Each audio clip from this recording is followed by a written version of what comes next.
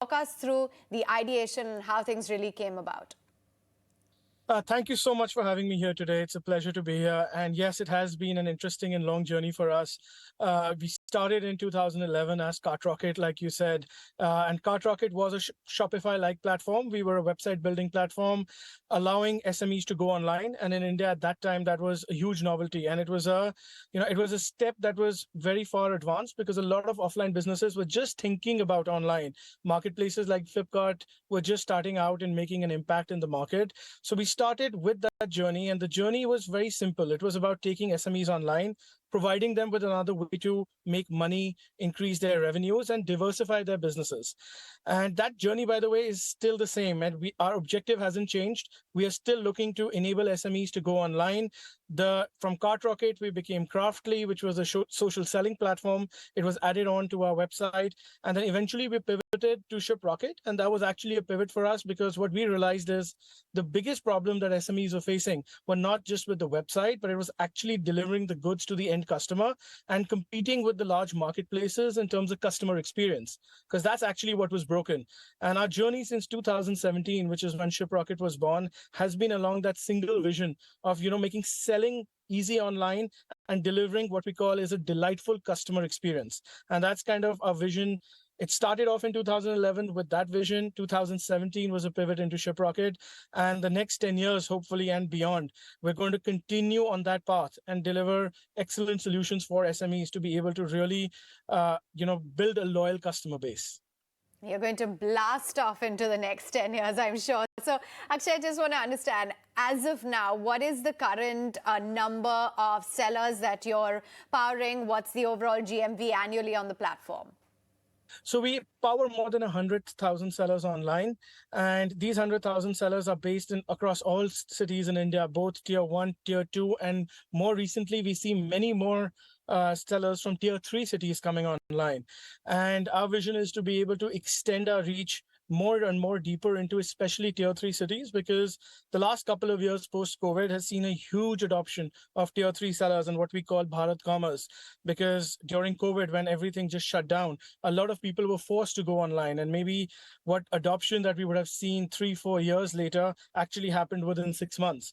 And I think our aim is to be able to make e-commerce accessible for sellers in these cities, and by definition then have buyers in tier 3 cities have access to more and more goods. So it's about making e-commerce prevalent across India and truly giving Bharat Commerce, making Bharat Commerce from a vision to a reality. And that's what our objective is.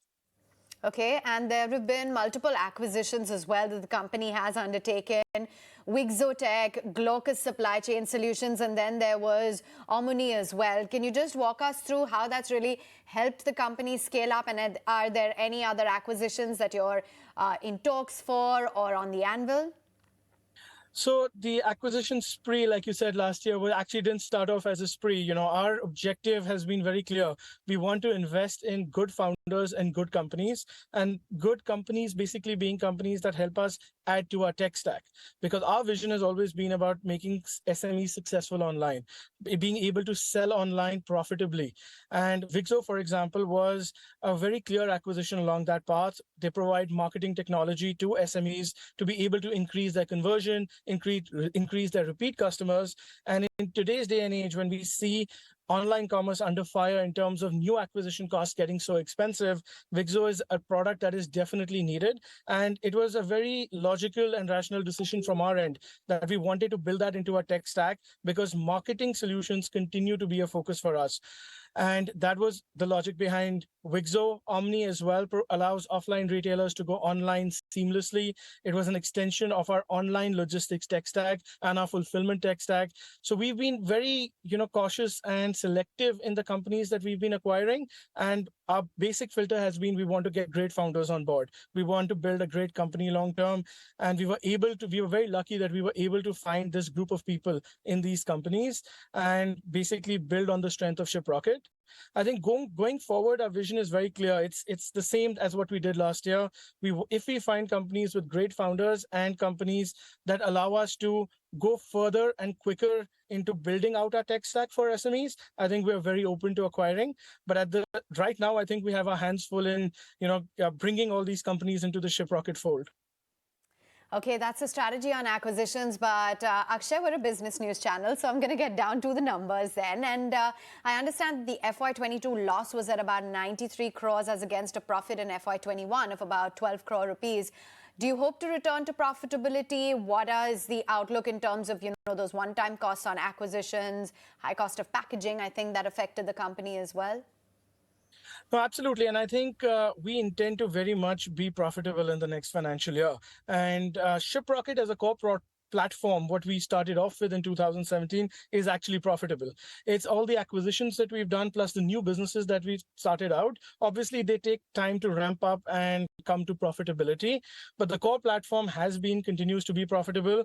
And we at a company level are aiming for EBITDA profitability, actual EBITDA profitability, not the adjusted stuff that people talk about in this next financial year. And that's a very hard goal for us as founders. So by FY24, you aim to get back to profitability? Next financial year, we should be profitable. Got it. Okay, now there's a lot of marquee investors as well. Zomato, as I started off my introduction with, Temasek, Lightrock India, just to name a few. Can you walk us through, are there any other fundraising rounds on the anvil? Is that something that you're looking at? What are the kind of daily conversations that you're having with your investors on board? So again, in the immediate future, I don't think we have any fundraising planned. I think we are all focused right now on execution, into integrating all the companies that we've acquired and bringing the company back to profitability as a whole, as a group. And I think latter half of this year, we would definitely start exploring fundraising options as we continue our growth, especially if we look at other acquisitions. I think that would be the plan for us is later this year to speak to our investors and come up with a common fundraising plan. But as of now, I think the focus is very much on building our business, continuing to grow like we have, and growing profitably. I think that's going to be the mantra for the immediate future. Yep, and once you list on the stock exchanges, that is going to be music to the ears of investors. What's the plan on that front? I think it's an option that continues to be open. I think it's not just us, many startups. And I think it's an option that we would explore in the future, but we haven't. Again, I think it's a little bit too early for us. We're still growing very, very rapidly as a company.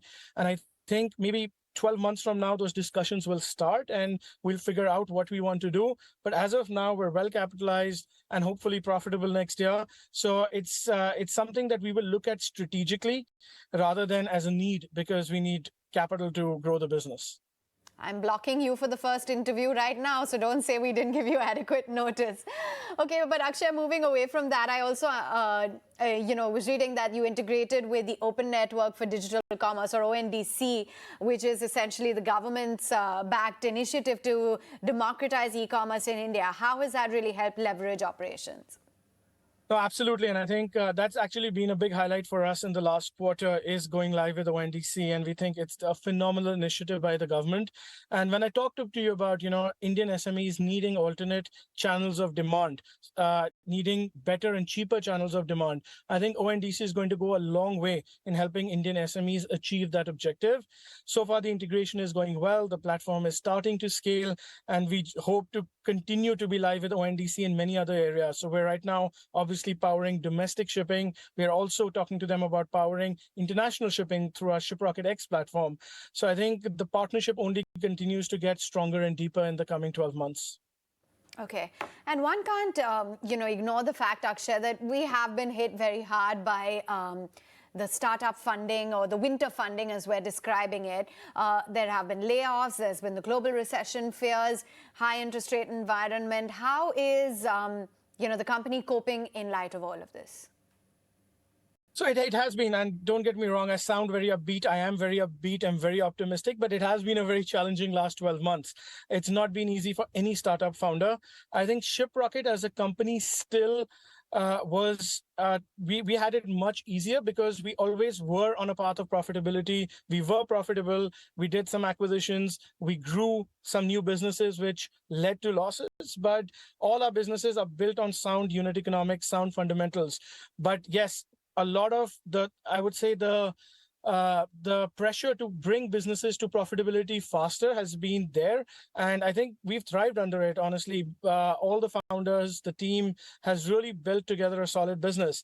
But yes, absolutely. I think the last 12 months have made us take a hard look. And we've actually looked at new initiatives that we were going to start. And some of those initiatives have been delayed because we want to bring the business back to profitability. That's what we want as founders. That's what investors want. That's what the market wants. And I actually believe it's a great thing. I think businesses need to show profitability. Building businesses for growth without any visibility of profitability is just not something that we as founders believe in.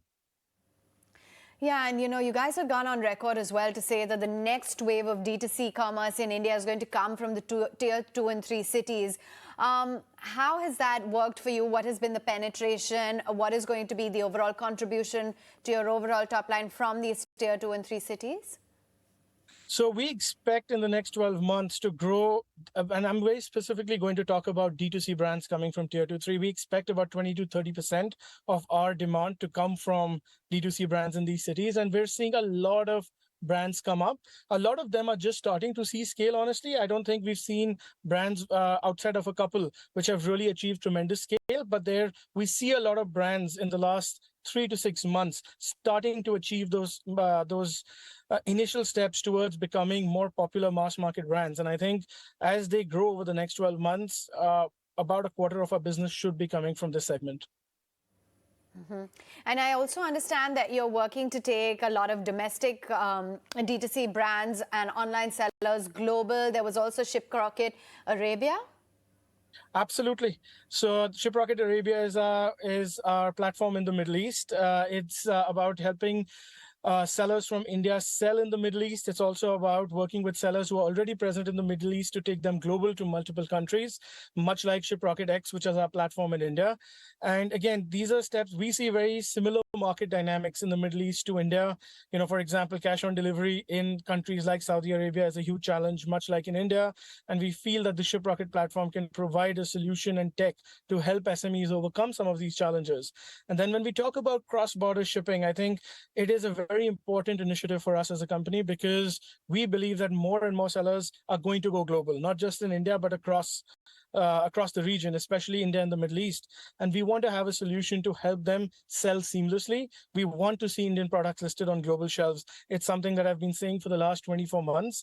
And I think the time has come. I think we're seeing some of that vision, some of that dream, some of that inspiration actually turning into reality in the last year. And I think it's going to even grow further in this year. That's going to be a dream come true, really, Akshay, for a lot of D2C brands. And let's understand then the long-term vision. Yes, this is one of your plans, but for the company as a whole, you've achieved the unicorn status. You're working on becoming profitable. What's the long-term goal? Where do you see the business headed? What's the plan? So I think the long-term goal is very simple, right? It's we try to keep things simple in Shiprocket. It's about growing profitably. I think Shiprocket as a platform continues to go from strength to strength and continues to grow and generate profits every year. For us now, the next 12 months is all about bringing our acquisitions into the fold, getting the founders into the Shiprocket family, and helping them grow their businesses profitably as well. And I think the longer-term goal strategically is to provide a full tech stack for e-commerce enablement. I would say we're still a few steps away from saying that we've been able to do that. And Omni, Vixo, Glaucus are all steps in that direction. But our vision is to be able to provide the entire tech stack for any NSME in India to go online, both domestically as well as globally. And that continues to be the mantra. We will continue to invest behind these solutions, acquire if we need to. But at the same time, I think today we have a robust tech stack and we just have to continue building. Honestly, if you provide a solution to sellers which helps them grow profitably, because our destiny is very much aligned with their growth. If sellers are not growing profitably, we're not going to get the shipping from them. So our goal is to be able to help them grow their business. And by definition, that helps Shiprocket grow as a platform as well. What's the latest book or podcast that you're reading or that you recommend that you've just read and that's really stood out? So I think the latest book I've been reading is The Art of War. And it's a book I read when I was in college in 2004. And I picked it up again last month, actually, when I was on a flight. And some of those lessons that I took away in 2004, very different way of reading that book today, 18 years older. Your mentor. My mentor. Wow, I would, for me, my mentors have changed through life. So through different phases of my life. I think the one mentor though that has actually stayed constant for me is my father. And it's a very corny answer, honestly, but it is true because he came from tremendous hardship to achieve what he had. And I think today, as I turned 40 last year, a lot of what he's taught me over the years suddenly starts to make sense, right? As a young teenager or a young adult, you don't take a lot of those lessons seriously. But as you grow older, when your father says, "I have experience, listen to me," I think it makes a lot of sense. So my father, I think, has been that constant mentor throughout my life. But in the last 2 years, actually, I've really looked up to my co-founder, Sahil. He's taught me a lot. He's changed me as a person. So I think it's changed through life, but my dad has been that constant mentor throughout. Okay, so Akshay, productivity hacks, anything that you have? So my productivity hack is very simple, right? I need to make sure that I take a day off every week, and I don't mean a day off from work, but a day off from my day to day. So I usually try to block off my Tuesdays to be able to either work from home or work from office with no meetings scheduled. So one, I can catch up on everything that I've been missing out, but also more importantly, so that I can think a little more deeply about the problems that I'm trying to solve on a day-to-day basis. Because otherwise, I find that day to day with meetings, with schedules, with or double booked meetings, triple booked meetings, a lot of times we just don't have time to think. And I think it's very important to take that time out to think. If I called you on a Tuesday with urgent work, or if your founders or investors rather, pardon me, called you on a Tuesday, you would not answer? No, I answer everything. So as a founder, even if they call me at 4 in the morning, I answer. But usually I try to keep that day where I've not got day-to-day meetings or, scheduled meetings there. Biggest regret when it comes to work and Shiprocket? Yeah, I think my biggest regret when it comes to Shiprocket is sometimes not trusting myself. And it's a lot of times when you have a first instinct, whether it's about something good or bad, a lot of time, I think at least in the initial phases, I was doubting myself a lot more than I do today because I've had those 5-6 years of taking decisions and having the data behind those decisions, so to speak. But I think what I believe is that, trust yourself. Advice to the next gen, your advice? Follow your dreams. I did not Okay. think I would be here today. In my craziest vision that I had for myself 10 years ago, I think I'm living the dream. And please follow your dream. The next breakthrough in your sector or in the startup world? I think there's some very interesting companies in India specifically coming around the use of AI for conversational commerce, for handling customer service. I think these companies are really going to be the next big breakthroughs in terms of companies that are going to get listed globally.